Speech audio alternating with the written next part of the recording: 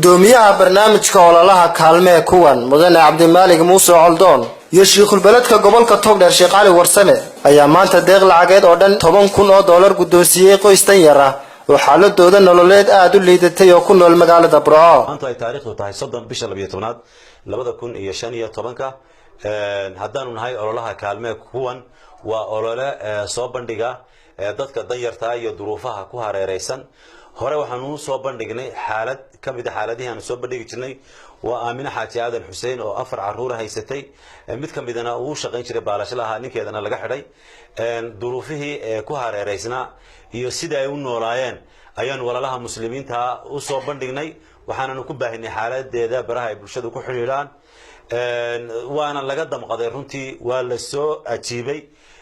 waana la soo kaalmeeyay. maanta waxaanu gaarsiinaynaa ama gudoonsiinaynaa munaasabada oo ila joogo Sheekh Cali Warsame waxaanu gudoonsiinaynaa lacag dhan $10,000 $10,000 Mareykanka. Aamina markii hore waxa loo haystay $15 qol kaliya ay ku jirto oo jingada oo u ah madbaq iyo wax kasta ayaa loo haystay $15 oo lalaha ka baxadii aanad keenin. maantana rajo ayaa ku abuurantay farxad ayaa ku abuuratay iyada iyo qoyskeeda guriga cusub ay degtay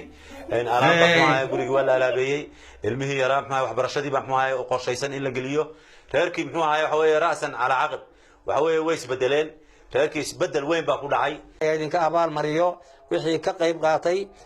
arinta ka qayb qaatay oo gabadha maskiinada ee dhowrta daran haysato iyo wixii la midaba waxaan